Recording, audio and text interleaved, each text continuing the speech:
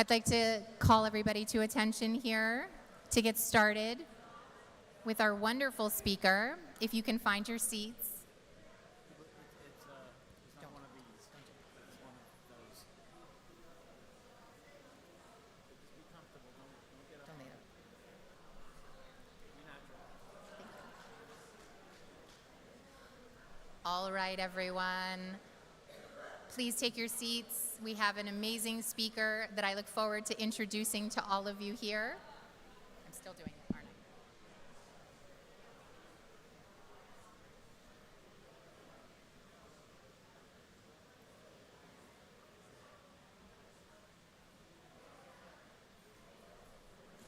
I? All righty.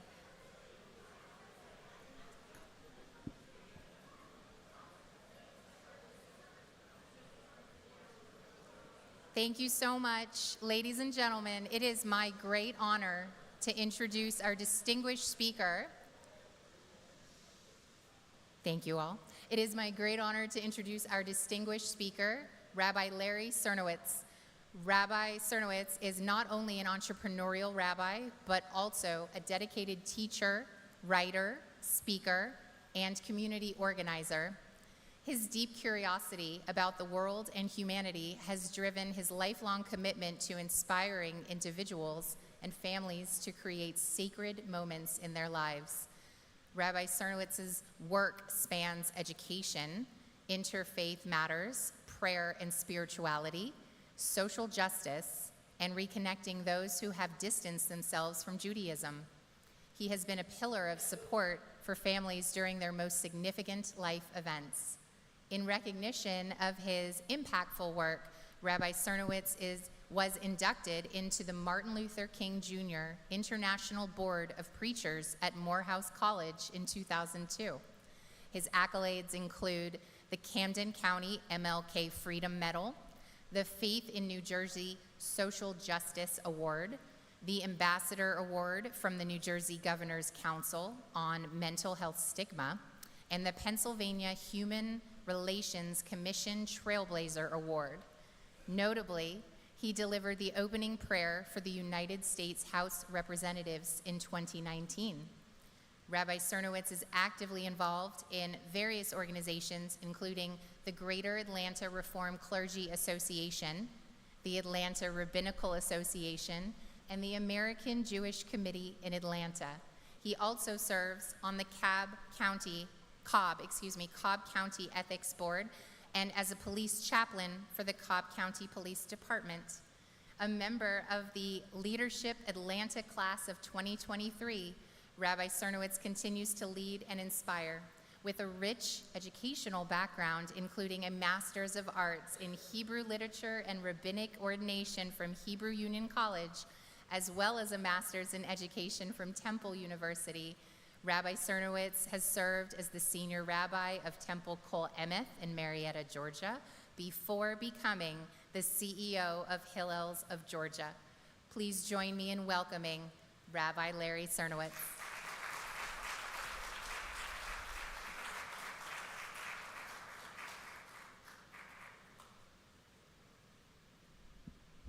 Good Yontif, everyone. I'm going to come off the bima, and that's not because I am not Rabbi Anderson, how many of you have been following what's been going on college campuses since October 7th? Okay. How many of you are alumni of a school that you feel like did not do a good job responding? How many of you think your alma mater did a decent job?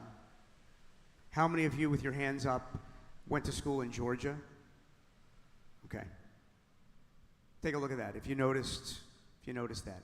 And there's a reason why, and I'm going to talk about that today. So, the one thing that's important to mention that I, as of last year, just prior to October 7th, I was the senior rabbi of Temple Kol Emeth in Marietta, and that prior May, before I started as the CEO of Hillels of Georgia, we took a trip, my last sort of swan song at Kol Emeth, to Israel. We had a congregational trip to Israel. And my family went, and we had a busload of congregants that went. And we traveled throughout Israel as prior to October 7th, anybody would have traveled through Israel. And we stood at places that Rabbi Anderson referred to this morning in his sermon. We went to Kibbutzim, we went to the Gaza envelope, we went all the way north. And how many of you have been to Mount Bental, all the way in northern Israel? You can see Syria, Lebanon, Jordan, right out all the way up there. It's a pretty powerful place to be. And even then, you could hear gunfire and activity across the border. And we stood at one spot where there was a gate there, and we were eating olives, looking into Lebanon. And my kids actually noticed that. They said, "Who's that guy?" And just across the fence, across the Lebanese border, there was a man standing there watching us the whole time with a camera and obviously something else, watching us because we were way too close for Hezbollah to really like. Everything changed October 7th.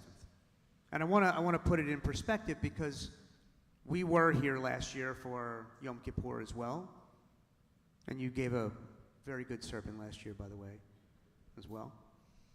But what happened after October 7th?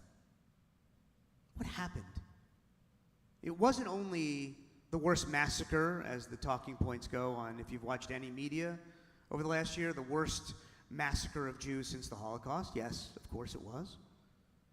But what else happened? And particularly in America. What happened? Say that again.